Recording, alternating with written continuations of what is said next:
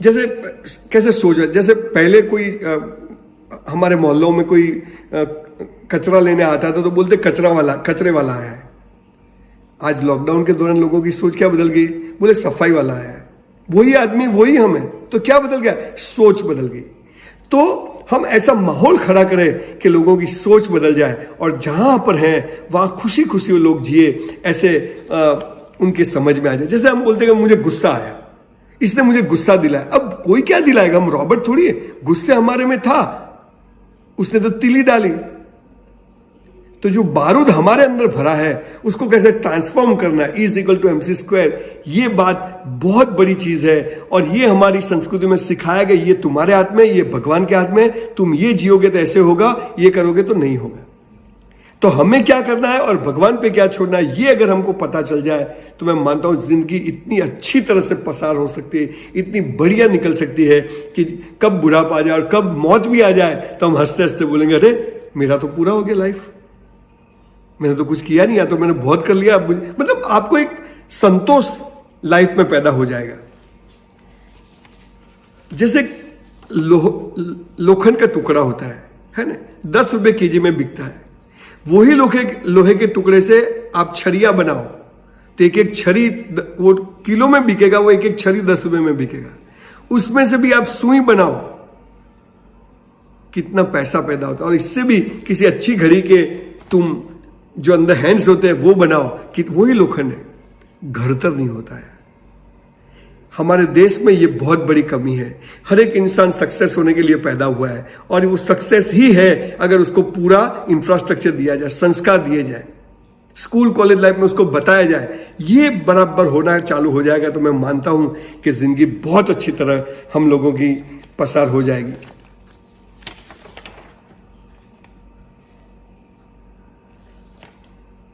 Mind क्या काम कर सकता है मैं आपको बताता हूं। कैंसर की दवाई जब निकली तो अमेरिका के अंदर 100 पेशेंट को इकट्ठा किया गया, पूरे वर्ल्ड के अंदर से 100 पेशेंट को।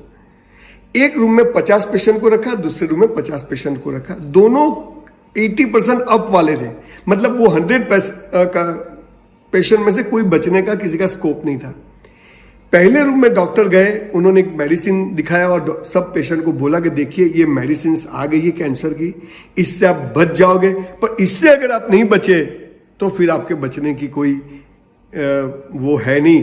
तो आपको इसको बिल्कुल रेगुलर लेना है, 1 महीने तक लेना है और 1 महीने में आपका अच्छा हो जाएगा। पर नहीं हुआ तो फिर आपका भगवान ही बचा सकता है आपको। वही डॉक्टर वही दवाइयां लेके बाजू के रूम में गए जहां भी 50 पेशेंट थे। वहां जाके डॉक्टर ने यह बताया कि देखिए आप बहुत लकी हो, कैंसर की दवा निकल गई है और ये दवा लेने से आप 100% अच्छे हो जाओगे और अब आपको कोई मार नहीं सकता है, आप कैंसर से फाइट करके बाहर आ जाओगे। ऐसी दवाई आ गई, रेगुलर लेना, अब आपका 1% भी चांस नहीं है।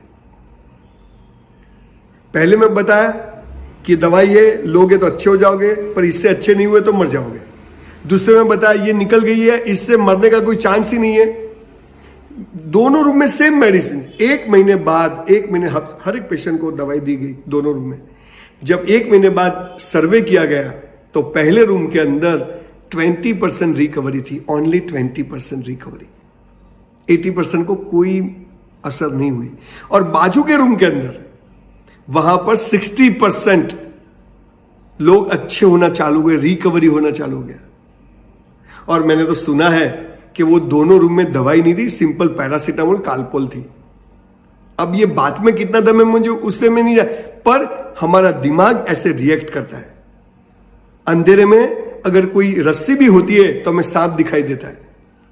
ये फियर है आदमी के अंदर, और इस फियर को इसलिए निकालना जरूरी कि यह अज्ञानता है। सनातन संस्कृति ने वो जो ज्ञान दिया है, जो कृष्ण भगवान ने ज्ञान दिया है, महाभारत के जब सबसे पहला डिप्रेशन का स्टूडेंट था अर्जुन, उसको जो बात बताई, आज भी 5000 साल बाद भी आज भी इतनी ही जरूरी है और इतनी मायने रखती है। और हमें जब आप गो थ्रू करोगे तो आपको पता चलेगा कि इससे बड़ा जवाब हिंदुस्तान में, दुनिया में कहीं पर है नहीं। प्रॉब्लम यह है कि सबको टॉप पे जाना है और टॉप पे जगह कम है। आप किसी भी हिल ले लीजिए, टॉप पे जाना है तो वहां पर जगह कम है, पर सबको टॉप पे क्यों जाना है? क्योंकि वहां से बहुत अच्छा नजारा दिखता है।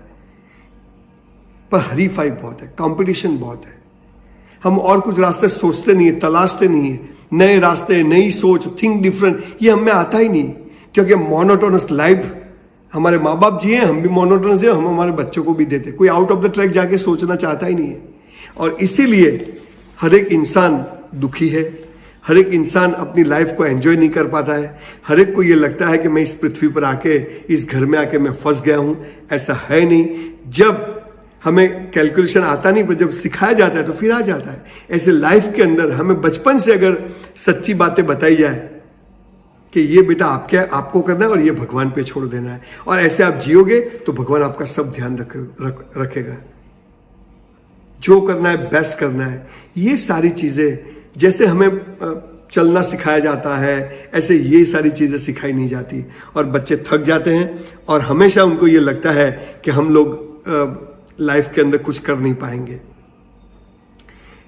जब मैं इतनी सारी स्कूल कॉलेज में गया, मैं दुनिया पूरी घुमा हूं, मोस्ट ऑफ द कंट्रीज में, हर एक जगह पर कोई हैप्पी नहीं है। सबको रिग्रेट है, सबको यही लगता है कि भगवान मेरे साथ ऐसा क्यों करता है। सबको ऐसा लगता है। मैं कॉलेज में गया, एक कॉलेज का एमबीबीएस का स्टूडेंट आके मेरे पांव छुए, आके मुझे बोलता है सर मुझे मर जाना है। मतलब क्या हुआ? बोले सर उस लड़की ने मुझे मना कर दिया। मतलब क्यों मना कर दिया? बोले पता नहीं। तो बोले इसमें क्या हो गया? बोले नहीं सर अब मेरी शादी कैसे होगी? अरे मैंने तू कोई ये कॉलेज में शादी करने आया है कि तू कैरियर बनाने आया है? हमें पता ही नहीं। बोला नहीं सर कुछ मैं तो मर जाऊंगा। मेरा वो प्लग दिख रहा है इलेक्ट्रिसिटी का, उसमें उंगली डाल दे, खत्म, 2 मिनट होगी। बच्चों को पता ही नहीं कि हम इस दुनिया में आए क्यों हैं। We are here for a reason.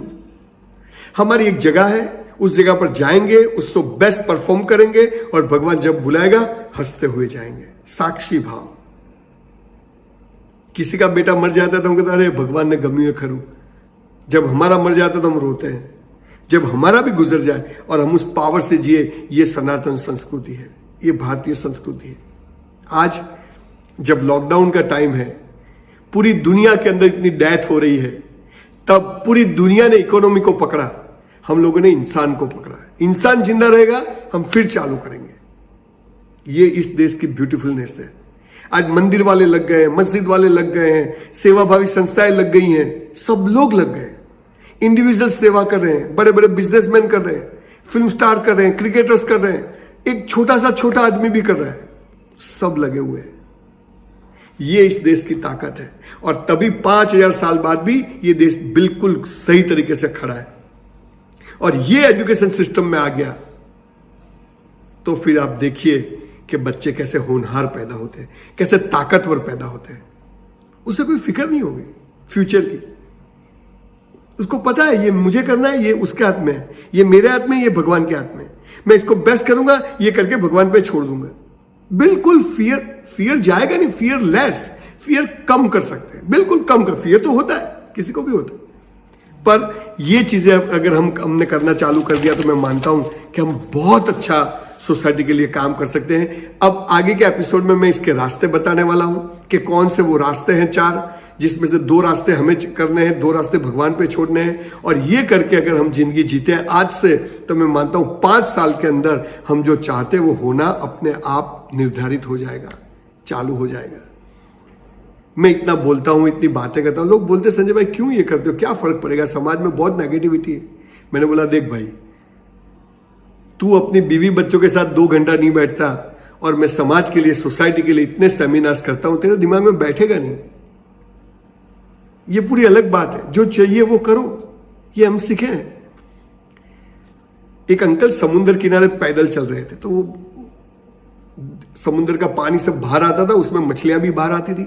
मछलियां फिर सी शोर पे जाती थी, वो मर जाती थी, तो कुत्ते आके ले जाते थे, कौवे आके ले जाते थे। तो वो अंकल पैदल चलते चलते जो कोई मछली नीचे गिरी थी उसको पकड़ के उन्होंने वापस समुद्र में फेंका। आगे गए, दूसरी को पकड़ के फिर समुद्र में फेंका। तो पीछे एक यूथ आ रहा था, बोले अंकल क्या फर्क पड़ता है, कितनों को बचे, क्या फर्क पड़ता है? तो अंकल ने फिर एक मछली पकड़ी और यूं करके फेंका। बोले देखो इसको तो फर्क पड़ा, ये तो बच गई। अगर मेरी बातें सुन के आज YouTube पर लोग बोलते हैं कि 1 करोड़ लोग मुझे देखते हैं, तो मुझे लगता है कि 1 लाख लोग भी अच्छे से जीना सीख जाए, जीवन के प्रति ग्रेटिट्यूड अहोभाव से जीना कर जाए, तो मैं ये बहुत बड़ी बात हो जाएगी। और इसीलिए मैं सेमिनार्स करता हूँ, लोगों से बोलता हूँ। मुझे हिंदी आती नहीं आती, पर मैं कोशिश करता हूँ कि लोगों की लाइफ बदलनी चाहिए। इस देश में ये ताकत है, यहाँ पैदा होना ही अपने आप में एक सक्सेस है, पर हमारा गरीब घर में पैदा होना ये हमारी सफलता, हमारी सक्सेस का फर्स्ट स्टेप है। और ये अगर हम समझ जाए प्रॉपरली, तो फिर मैं नहीं मानता कि कोई हमें यहां से जिसको बोलते कि ये सक्सेस नहीं, ऐसा सर्टिफिकेट दे सके। मैं मानता हूं अगले 4 एपिसोड जो हैं बहुत इंपॉर्टेंट वाले हैं, जिसमें जो 4 स्टेप्स ऑफ लाइफ है उसके बारे में हम बात करेंगे। भगवान श्री कृष्ण ने कहा है कि तेरी लाइफ के 4 स्टेप्स हैं। पहला है तेरा धर्म, दूसरा है तेरा तुझे पैसा कमाना है, तीसरा है तुझे शादी करना है, तुझे प्यार करना है, तुझे बच्चे पैदा करना है, और चौथा है मोक्ष। हमारे लाइफ के 4 स्टेप्स हैं। पहला है धर्म, हमारा एक धर्म होता है। दूसरा हमें पैसा कमाना है, हमें सक्सेस होना है, पैसा कमाना है, जॉब करना है, बिजनेस करना है, जो भी करना है। तीसरा हमें शादी करना है, नहीं करना है, होना नहीं होना, डिवोर्स होना, वो। और चौथा है मोक्ष। फिर भगवान श्री कृष्ण ने क्या बोला आगे? हे मनुष्य, पहला और आखिरी तेरे हाथ में है, दूसरा और तीसरा मेरे हाथ में। पहला और आखिरी तुझे करना है, और ये 2 मुझे करना है, मेरे हाथ में। तो तू ये 2 करेगा तो मैं ये 2 तुझे दूंगा। हम करते क्या है? ये 2 मैं करूंगा, ये 2 तू कर, इसलिए सब दुखी हैं। धर्म और मोक्ष के लिए हमें जीना है। पैसा कमाना और जीवन साथी भगवान के हाथ में है, वो उस पे छोड़ देना है। अपना टाइम आएगा तो वो सब चीजें चल के सामने से आ जाती हैं। तो आगे के एपिसोड में हम ये बात अब करेंगे कि धर्म क्या होता है।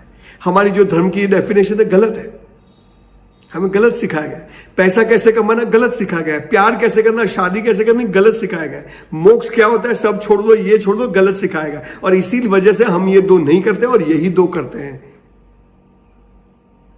हालांकि जीवन की फिलॉसफी ये है, भगवान ये पूरी कायनात का वो मालिक है जिसने दुनिया बनाई। वो कहता है कि भाई नीचे जाओ, ये मेरे बाप का सब कुछ है, तुम ये 2 करना, ये 2 नहीं करना, सॉरी, ये 2 कभी नहीं करना, ये 2 करना, ये 2 करोगे तो मैं दूंगा। तो आगे के पोर्शन में, आगे के एपिसोड में हम हर एक बात करेंगे। धर्म क्या होता है, मोक्ष क्या होता है। और मैं आशा करता हूं कि ये 4 एपिसोड सुनने के बाद आपकी लाइफ बदल जाएगी, आपका जीवन का नजरिया बदल जाएगा, आपकी पूरी सोच बदल जाएगी, और आप नींद में भी आपका फोटो हंसता आएगा। आपको लाइफ से कोई कंप्लेन नहीं होगी। जो होगा वो अच्छा होगा, जो हो रहा है अच्छा होगा, जो होगा वो भी अच्छा होगा। मेरा है सो जावे नहीं, जो जावे सो मेरा नहीं।